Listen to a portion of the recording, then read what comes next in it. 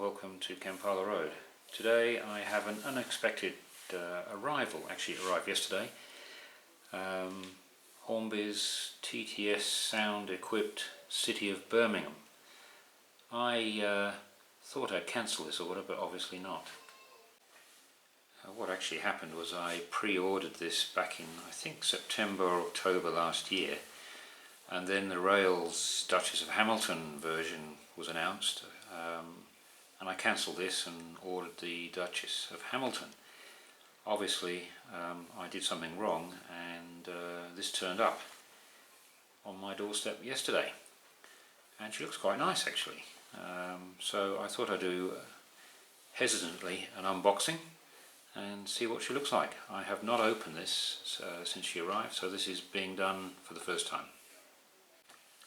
Usual blurb on the back, quite interesting. Defrocking, they call these locomotives. The ones that were streamlined that were then converted back to normal in inverted collars was known as defrocking. So various bits of information on the back.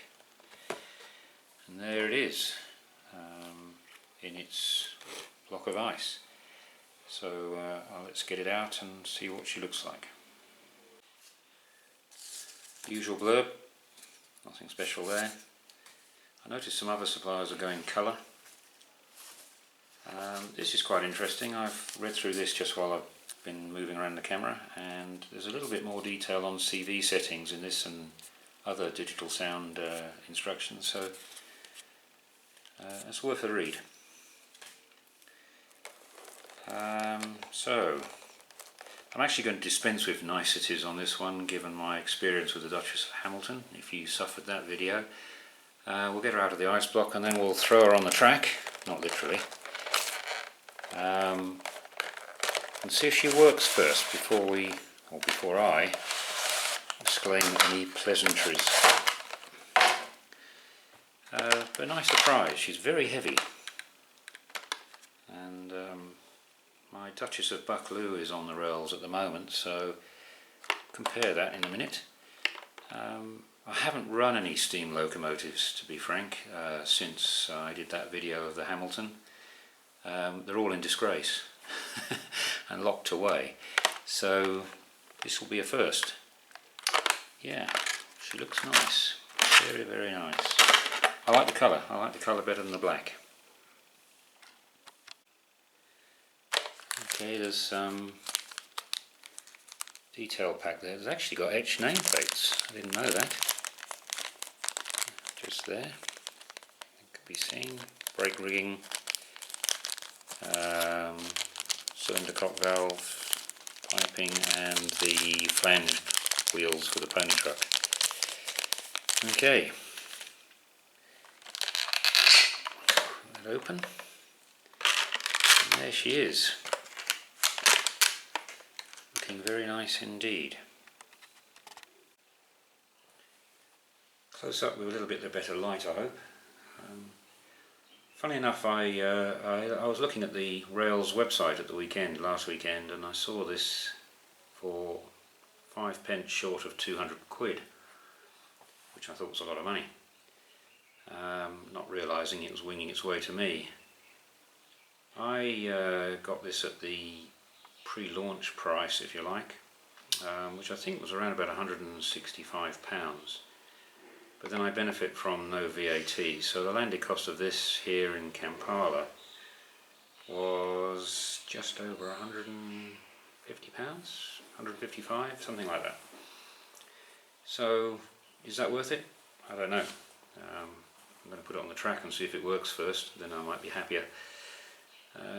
How these manufacturers determine price, I don't know. It must be difficult with the Brexit currency fluctuations that have been going on over the last 12 months. She does have TTS, so a sound locomotive like this, I guess you'd say she's definitely worth £150, £160. Hats off to Hornby on TTS. It's really introduced me to sound. It's got me thinking about ordering the more expensive sound chips for certain locomotives. I haven't been brave enough to do that yet, but certainly with the diesels, 37s and the 31, and even the King class steam locomotive, they sound really, really good. Not so sure about the class 47. It may just be the speakers. But I'm not going to dispense with any pleasantries on this one. No white background. From the University of Hornby's Hard Knocks, I'm going to put this on the track to see if she works. Okay, lessons learned from last time. Before we put her on the track, I'm going to try this little experiment. Make sure she picks up.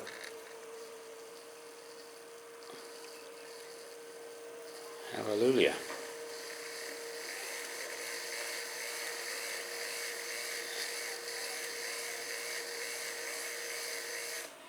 There is a delay because she's got TTS, so let's see whether she works here.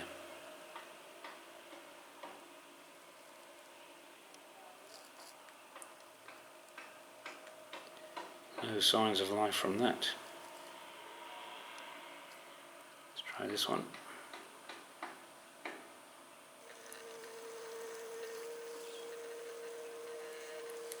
Yep, picking up from there. Now we'll try to tender. Okay, let's give the tender a go.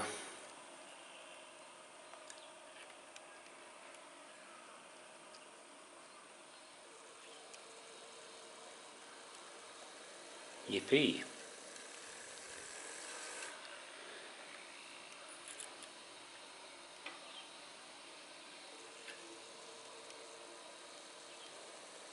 Yep, good news. That just appears to be a small problem with those central driving wheels.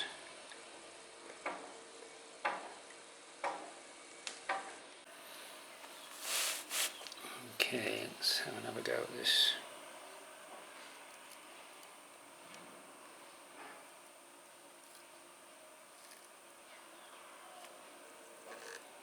There's life. Definitely there is something picking up there, but we'll give it the benefit of the doubt and see what happens on the track.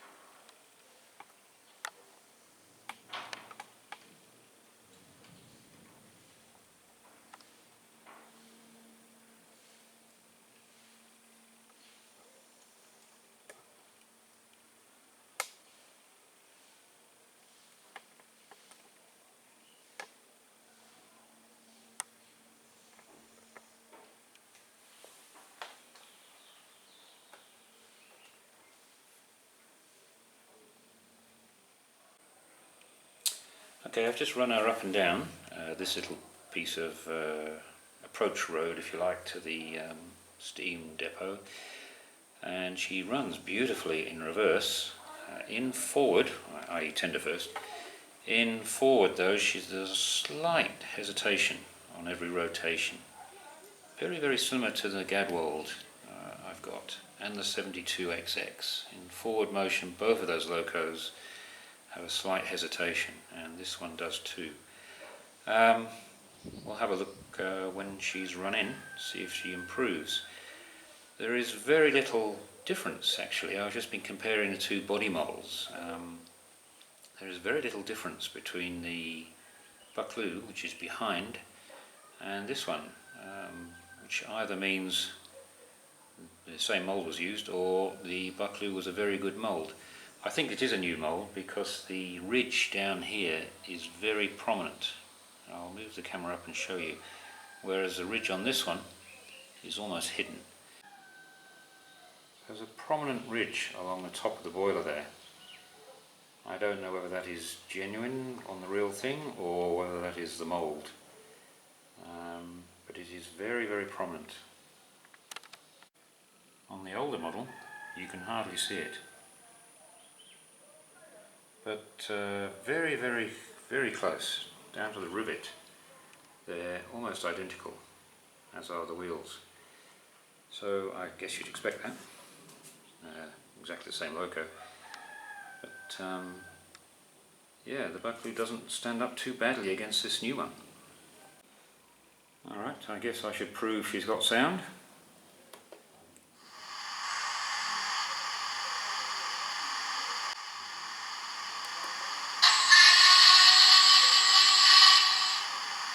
That reminds me of the dinosaur on Jurassic Park. Try that again. That's T-Rex all over. And you're just about to get eaten. Wow. There is an interesting sound on this which I haven't heard before, and that is a coal pusher. Let's have a listen to that.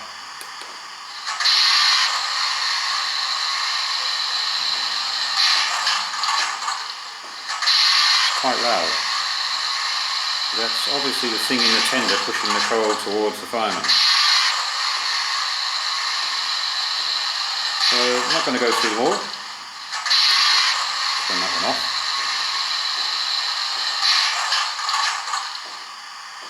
My favourite.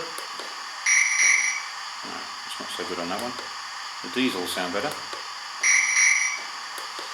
Alright, I'm going to well, I've bored you enough with that, so I'll run her in for an hour each way, and hopefully there's no tears, or if there are tears of joy.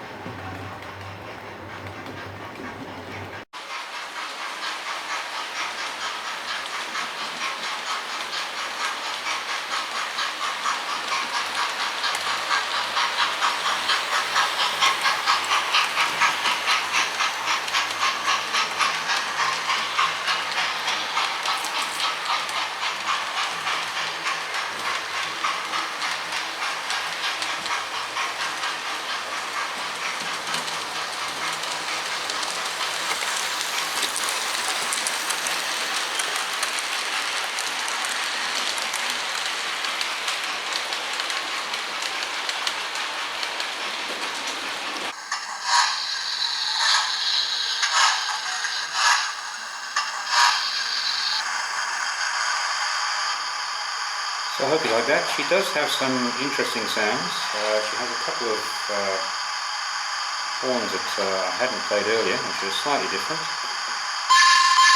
That one. And if I can just whiz through the Hornby Elite again. That. So it sounds quite good. I'm not sure if it's my imagination, but she does appear to change her chuff sound to the acceleration or the difficulty around the corner or up a incline, which is really good. And I don't remember that on the GAD wall. So whether that's a modification to the TTS chip or not, I'm not sure, but it does slow down when she's on the gradient and speed up when she gets over the gradient. The chuffing noise is really good. Or maybe that's just me enjoying the novelty of it.